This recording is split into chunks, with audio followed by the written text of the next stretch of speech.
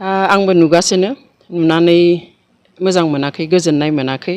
दुखुबो मोनदों नाथाय बे बेलायावहाय आङो बाथ्रा बुंगोन होननानै सानदोंमोन मोनसे समाव रायजोफ्रा बुजिलांगोन ओमफ्राय जोबगोन बे आयदाया होननानै खिन्थु नुबाय दा बांद्राय जाबोबाय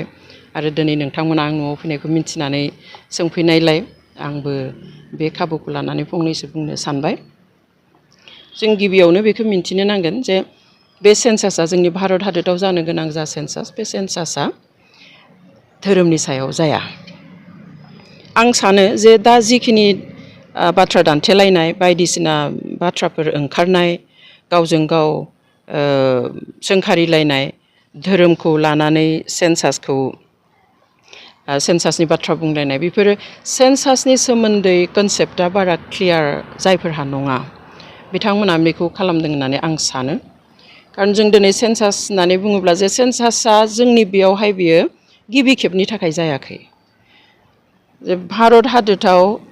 दिनै सेन्सासआ गा-16 बार जालांबाय ब्रिटिशनि समावहाय गासै 8 खेब सेन्सास जादों आरो भारतआ उदांस्रि मोनखांनायनि उनाव अलरेडि 7 बार एबा 7 खेब जालांखांबाय बेयो जाबाय 8 खेबनि थाखाय जानो गोनां सेन्सास आरो बे सेन्सासआ 10 बोसोरनि मुरे जायो बेबादिहाय जोंनि भारत हादरा उदांस्रि मोनखांनायनि उनाव 1951 अर्थात 1951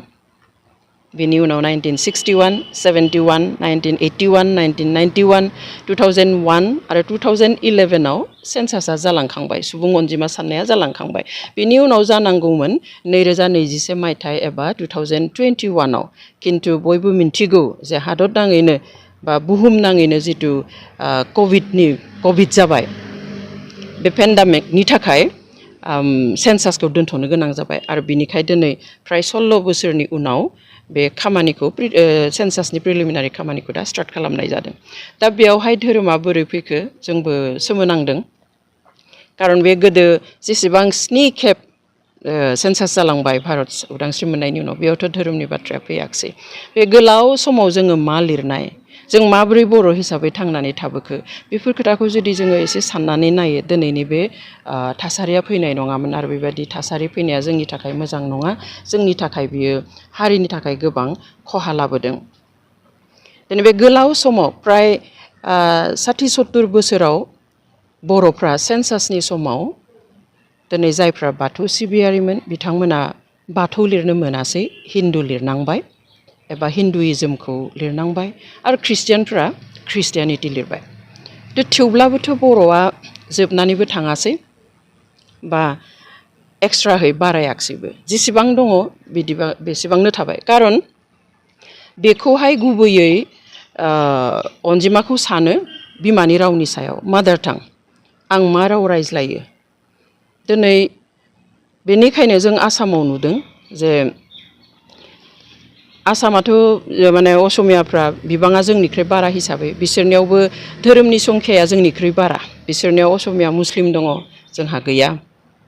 बिसोरनियाव असमिया सिख दङ जोंहा गैया बिसोरनियाव असमिया जैन दङ जोंनाव गैया दा जोंनाव एसे एनैल' दङ धोरोमा गोबां धोरोम गैया जेसेबां गुबुननियाव दङ आरो बेखौ जों मिथिनाया मोजां जे बुहुमाव खुनु मोनसे हारि गैया जाया मोनसेल' धोरोमाव थायो आरो बियो खिन्थु सेन्सासआव जेबो एफेक्ट खोख्लैया जेबो गोहोम खोख्लैया दा जोंनिया बाथौआरि बा ख्रिस्टियान बा ब्रह्म बेखौ लानानै जि सानलायबाय थादों बे कनसेप्टखौ एसे क्लियार खालामलायना लानाया मोजां होननानै आं सानो खारन दिनै असमियाफोरा मा खावलायदों अखम साहित्य सभाया दिनै बेंगलि मुस्लिमफोरखौ खावलायदों जे नोंथांमोना सेन्सासआव बिमानि रावखौ असमिया लिर मातृभाषा असमिया लिर होननानै दिनै आदिबासिखौ खावलायदों बिदिहाय सिखफोरखौ खावलायदों जे असमिया लिर जाहाथे असमियाफोरनि अनजिमाया बाङो खिन्थु बिसोर बुङाखै जे नोंसोरो मुस्लिमफ्रा गावनि धोरोमखौ लिरनो नाङा होननानै माथ्र रावखौसो बिमानि रावखौसो असमिया लिर एबा मातृभाषा कलमावहाय असमिया लिर होननानै बुंदों दा जोंनियाबो बेखौसो खावलायनांगौ जोंनि दिनै थुनलाइ आफाद होन जाय होन जों बेफोरखौसो खावलायनांगौ जोंनि गोबांफ्रा दिनै टाउन सोहोराव बहाबा दिल्लीयाव थायोब्ला मुम्बाइआव थायोब्ला फिसाफ्रा दिनै हिन्दी रायलायो सोरबा गुवाहाटीयाव तेजपुराव थायोब्ला असमिया रायलायो बिसोर जाहाथे बर' राव रोङाब्लाबो सेन्सासनि समाव जाहाथे बिमानि रावाव बर' रावखौ लिरो जों बेखौसो खावलायनो नांगौ दिनै सनितपुराव थानाय गोबां खना खनलानि सुबुंफोरा बर' रोङा दिनै आपार आसामथिं थानाय गोबां डिस्ट्रिक्टआव जोंनि बर'फ्रा गोसारनानै दं गोबाङा दिनै बर' राव रायलायनो रोङा खिन्थु बर'थार बिथांमोनखौसो जोङो खावलायनो नांगौ जे रोङाब्लाबो रायज्लायाबाबो जाहाथे बिमानि राव कलमाव बयबो बर' रावखौ लिरो बेजोंसो जोंनि संख्या एबा अनजिमाया बारायगोन धोरोमजों बाराया बेवहाय आं बयखौबो खावलायनो लुबैयो जाहाथे बे गोरोन्थि साननाया जोंनियाव थाया दिनै बेबादि जानायमोनब्ला जों खाथिनि जोंनि नसुंसेनि रायजोफोरनि खोथाखौनो बुंनो हायो दिनै खासिया जयन्तिया गार'फ्रा ख्रिस्टान धोरोम लिरो सेन्सासाव दिनै मिज'फ्रा ख्रिस्टान धोरोम लिरो दिनै नागाफ्रा ख्रिस्टान धोरोम लिरो थेवब्लाबो बिथांमोननि हारियाथ' गोमानानै थाङाखै बिथांमोननि अनजिमाया खमायनानै थाङाखै नाथाय बुंनो थाङोब्ला बिथांमोना बेबायदियैनो आलादा रायजोसो मोनलायलांबाय खिन्थु जोंहा दिनै गावनि गेजेरावनो जोङो जि इस्युआव जि आयदायाव जोङो नांनांगौ नंथारामोन बा बाथ्रा दान्थेलायनांगौ नंथारामोन गावजों गाव गोरोन्थि सानलायनांगौ नंथारामोन बे बोरै फैखो बहानिफ्राय फैखो सोर सोनानै होखो जोंबो बेखौ सोमोनांदों बेवहाय जोङो बेखिनियावनो बेखौ फोजोबनाया मोजां होननानै आं सानो नङाब्ला जोंनि गेजेराव गाज्रि मोनसे थासारि लाना फैगोन जेखौ जों लुबैया जोङो जोनोमनिफ्रायनो हारिनि बागै जों सानबोदों बयबो सानदों आंल' नङा नोंथांल' नङा गासैबो बर'आनो बेवहाय धोरोमनि खोथा रावबो सानबोआखै बेबादिनो उननि समफ्रावबो जाहाथे जोङो गासैबो बेबादिनो गावनि हारिनि खोथाखौ साननानै धोरोमखौ गावनि जिउमानि खोथा साननानै जाहाथे जोङो खौसेयै खामानि मावलाङा आं बेखौसो लुबैयो आसोलानो जाबाय बे बिमानि राव दा जोंहा दायो सेल्फ एनुमारेसन जाबाय थादों बेयावथ' जोङो बेयाव धोरोमनि खोलोम गैया आरो 17 एबा 17 आगस्टनिफ्राय हाउस हल्ड एनुमारेसन जागोन बेयावबो धोरोमनि खोलोम गैया आरो आनखि कमिउनिटिनि खोलोमबो गैया बेयावहाय थानाय नङा बेयावहाय खालि एसटि कास्टआसो थागोन एससि एसटि आरो आदार्स स' बेयावबो जोङो कमिउनिटिखौ लिरनो मोना दा मोनसे खोथाखौ हयथ' गोबाङा मिन्थिगोन जायफ्रा एसे स्टाडि खालामो जे भारत सोरखारा उदांस्रि मोननायनि उनाव कमिउनिटि वाइज एबा हारि हिसाबै सुबुं अनजिमाखौनो सानाखै ब्रिटिशनि दिनावहाय 1931 मायथाइयाव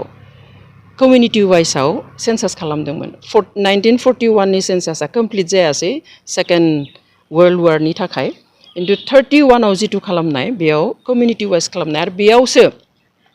आसामाव बर'नि अनजिमाया बेसेबां मिसिंनि अनजिमाया बेसेबां बा टिवानि कार्बिनि असमिया राव रायग्रानि अनजिमाया बेसेबां बेयाव दिहुनना गालांनाय खिन्थु बिनि उनाव भारतआ स्वाधीन मोननायनि उनाव उदांस्रि मोननायनि उनाव बेबादि कमिउनिटि वाइज सुबुं साननायबो जायाखै एबा सेन्सासबो जायाखै बुंनाय खोनायो बा जों बुजिनानै लायो जे जुदि मोनसे हारिया गावनि अनजिमानि बिबांखौ मिन्थियोब्ला गावनि सक्तिखौ मिन्थिगोन ओमफ्राय बेबादिहाय जोंनि मोननांगौ मोन्थाइफोरखौ जोङो दाबि दैखांगोन बिगोन बेखौ साननानैनो गावबागाव हारिया बेसेबां दङ बिनि सुबुं अनजिमाखौ भारत सोरखारा मालाबाबो फोसावाखै एसटि हिसाबैसो फोसावदों जे आसामाव इसेबां जेनेरेल इसेबां एसटिनि दङ इसेबां एससिनि दङ जों बेखौसो मोनो जायनि थाखाय जों दिनैसिम मिन्थिया एक्युरेट नाम्बारखौ जे बर'आ थारैनो बेसेबां अनजिमानि दंमारो जों बेखौ दिनैसिम बुंनो हाया गोबां जोंनि ससियेल अर्गानाइजेसनफ्रा 35 लाख दोङो होनो सोरबाया 25 लाख होनो सोरखारा बुङो 11 लाख दोङो 15 लाख दोङो होननानै बै 1931नि जिथु ब्रिटिशनि सुबुं सानखो बेखौ बेस खालामनानैनो एसे बरा तुता खालामनानै साननायफोरखौ जों नुयो बेवहाय बे खनसेयाव जुदि जोङो खाबु मोनोब्ला जों खोनादों जे गिबि खेबनि थाखाय बे खनसेयाव कमिउनिटि वाइजआव सेन्सास जागोन बे बिराद मोजां खोथा बेवहाय जोङो बिमानि रावखौ गासिबो बर' लिरोबानो जेसेबां बर' लिरगोन आरो बेसेबांनो जोंनि बर' हारिनि अनजिमाया नुजागोन बेयाव धोरोमनि थाखाय नुजानाय नङा खिन्थु आंबो गोजोननाय मोन्दों एसेबां बोसोर दिनै बर'आ गावनि धोरोम थासेयावबो बेखौहाय लिरनो मोनामोन रिकगनाइसन मोनाखैमोन दा जुदि रिकगनाइसन मोनमारोब्ला जुदि हिन्दु लिरनो खारग'योब्ला बेनिख्रुइ साबसिन बाथ्रा थानो हानाय नङा बेवहाय आं बरायोसो बेखौ जे जुदि बाथौ लिरनो मोनोब्ला बाथौ लिरनांगौ बाथौ सिबियारिफ्रा आरो जाया गुबुना जिखौ फुजियो बेखौनो लिरनांगौ आरो बियो जोंनि बे सेन्सासाव जेबो हेम्पार खोख्लैया जेबो खहा खालामा नाथाय जोंहा जि दा दावराव दावसि जागासिनो दङ बेसो खहा खालामगोन जोंनि खौसेथिनि खहा खालामगोन जोंनि जिथु मेन इसुसफोर दङ हारि हिसाबै बेनि थाखाय खामानि मावनायाव खहा खालामगोन जोंनि बुजिज्लायनायाव खहा खालामगोन जों ज' जाजाय थालायनाया जोंनि समाज जिउआव खहा खालामगोन हारि हिसाबै जोंखौ गोबां खहा खालामगोन बेवहाय आं गासैबो जोंनि आइ आफा रायजो राजा बिदा फंबायफोरखौ आं खावलायनो लुबैयो बे आयदाखौ जाहाथे जोङो बेखिनियावनो फोजोबो खारन धोरोमनि सेन्सास बेयो नङा आरो बे सेन्सासा गिबि खेबनि थाखाय नङा थांनाय गोलाव सम 60-70 बोसोर दिनै बाथौ सिबियारिफ्रा एबा ख्रिस्टियाननि अनगायै गुबुन धोरोम सिबियारिफ्रा गासिबो हिन्दुखौनो लिरबोनो गोनां जानाय आरो ख्रिस्टियान सिबियारिफ्रा ख्रिस्टियानिटि लिरबोनांनाय बिनि गेजेरजोंबो मालाबाबो बर'नि अनजिमाया खमायाखैबो बारायाखैबो जुदि खमायो एबा बारायो बियो होमबा जोंनि बे बिमानि राव जुदि जों लिरा गुबुननि रावखौ जुदि जोङो बिमानि राव होननानै लिरो असमियाखौ जुदि जोङो दिनै मातृभाषा होननानै लिरफ्लाङो